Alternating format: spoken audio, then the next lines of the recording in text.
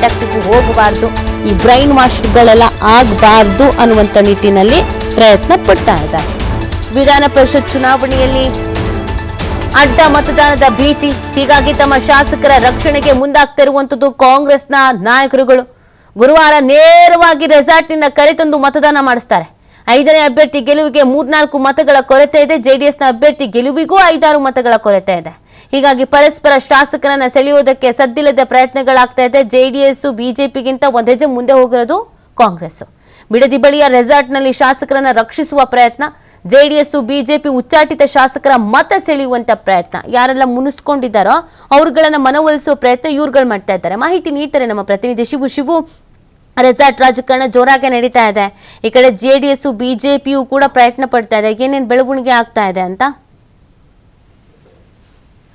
MLC ಚುನಾವಣೆಯ ಹಿನ್ನೆಲೆಯಲ್ಲಿ resort ರಾಜಕಾರಣ ಈಗ ಪ್ರಾರಂಭವಾಗಿದೆ. ಇವತ್ತು ಕಾಂಗ್ರೆಸ್ ಶಾಸಕಾಂಗ ಪಕ್ಷದ ಸಭೆಯನ್ನ ಬಿಡದಿ ಬಳಿಯ ವಂಡರ್ಲಾ ರೆಸಾರ್ಟ್ ನಲ್ಲಿ ಕರೆಯಲಾಗಿದೆ.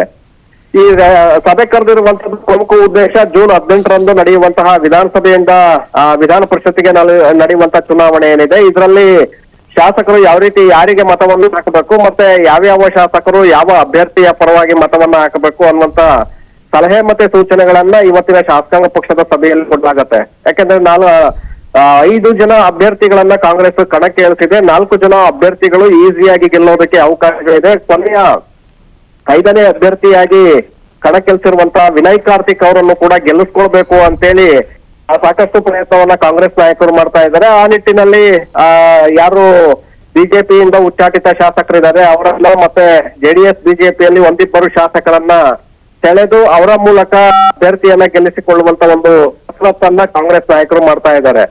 ಜೊತೆಗೆ ತಮ್ಮ ಶಾಸಕರನ್ನ ಹಿಡಿದಿಟ್ಟುಕೊಳ್ಳುವಂತಹ ಅನಿವಾರ್ಯತೆ ಕೂಡ ಈಗ ಬಂದಿದೆ. ಯಾಕಂದ್ರೆ ಆ ಕಡೆಯಿಂದ ಜೆಡಿಎಸ್ ನಿಂದಲೂ ಕೂಡ ಕಾಂಗ್ರೆಸ್ ಶಾಸಕರನ್ನ ಸೆಳೆಯುವಂತ ಒಂದು ಪ್ರಯತ್ನಗಳು ನಡೀತಾ ಇದೆ.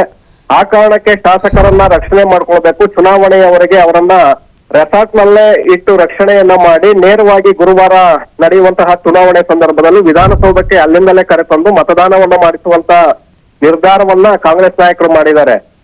ಯಾಕೆಂದ್ರೆ ಎಲ್ಲೂ ಕೂಡ ಬಿಜೆಪಿ ಅಥವಾ ಜೆಡಿಎಸ್ ನಾಯಕರ ಸಂಪರ್ಕಕ್ಕೆ ನಮ್ಮ ಶಾಸಕರು ಹೋಗ್ಬಾರ್ದು ಅನ್ನುವಂತ ಕಾರಣಕ್ಕೆ 2 ದಿನಗಳ ಕಾಲ ರೆಸಾರ್ಟ್ ನಲ್ಲೇ ಶಾಸಕರನ್ನ ಕೂಡಿಡುವಂತ ಪ್ರಯತ್ನ ಇದಾಗಿದೆ.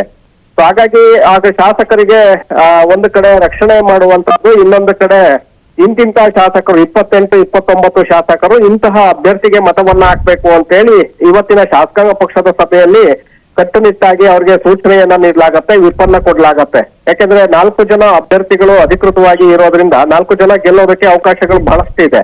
ಸೊ ಆ 4 ಜನ ಅಭ್ಯರ್ಥಿಗಳಿಗೆ ಕಾಂಗ್ರೆಸ್ ನಲ್ಲಿರುವಂತಹ ಶಾಸಕರನ್ನ ಡಿವೈಡ್ ಮಾಡ್ಲಾಗತ್ತೆ. 29 ಜನ ಈ ಅಭ್ಯರ್ಥಿಗೆ ಮತವನ್ನ ಹಾಕ್ಬೇಕು, ಇನ್ನು 8 ಜನ ಇನ್ನೊಬ್ಬರಿಗೆ ಹಾಕ್ಬೇಕು. ಈ ರೀತಿಯಾಗಿ ಇವತ್ತು ಭಾಗವನ್ನ ಮಾಡ್ಲಾಗತ್ತೆ. 4 ಜನ ಅಭ್ಯರ್ಥಿಗಳಿಗೆ ಶಾಸಕರನ್ನ ಡಿವೈಡ್ ಮಾಡಿದ ನಂತರ ಉಳಿಯುವಂತಹ ಶಾಸಕರೇನಿರ್ತಾರೆ ಅವರು 5ನೇ ಅಭ್ಯರ್ಥಿ ವಿನಯ್ ಕಾರ್ತಿಕ್ ಅವರಿಗೆ ಮತವನ್ನ ಹಾಕ್ಬೇಕಾಗತ್ತೆ.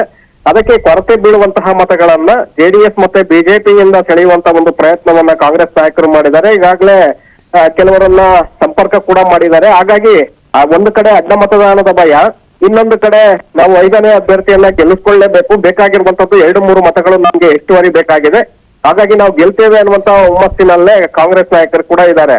ಹಾಗಾಗಿ ರೆಸಾರ್ಟ್ ರಾಜಕಾರಣ ಇವತ್ತಿನಿಂದ ಶುರುವಾಗಿದೆ. ಗುರುವಾರದವರೆಗೂ ಕೂಡ ಶಾಸಕರನ್ನ ಒಂದು ಕಡೆ ರೆಸಾರ್ಟ್ ನಲ್ಲೇ ಕೂಡಿಡುವಂತ ಪ್ರಯತ್ನ, ಇನ್ನೊಂದು ಕಡೆ ಶಾಸಕರಿಗೆ ಬಿಜೆಪಿ ಜೆಡಿಎಸ್ ನಾಯಕರ ಸಂಪರ್ಕಕ್ಕೆ ಹೋಗದಂತೆ ಅವರನ್ನ ರಕ್ಷಣೆ ಮಾಡುವಂತ ಪ್ರಯತ್ನ. ಅದರ ಜೊತೆಗೆ ಇಂತಿಂತ ಶಾಸಕರು ಇಂಥವರಿಗೆ ಮತವನ್ನ ಹಾಕ್ಬೇಕು ಅನ್ನುವಂತ ನಿಗದಿಯನ್ನ ಮಾಡುವ ಮೂಲಕ ತಮ್ಮ 5 ಜನ ಅಭ್ಯರ್ಥಿಗಳನ್ನ ಗೆಲ್ಲಿಸಿಕೊಳ್ಳುವಂತಹ ಒಂದು ಚಿಂತನೆಗೆ ಕಾಂಗ್ರೆಸ್ ನಾಯಕರು ಬಂದಿದ್ದಾರೆ. ಆ ನಿಟ್ಟಿನಲ್ಲಿ ಈಗಾಗಲೇ ಪ್ರಯತ್ನಗಳನ್ನು ಕೂಡ ಮಾಡ್ತಾ ಇದ್ದಾರೆ. ಮೇತಿ.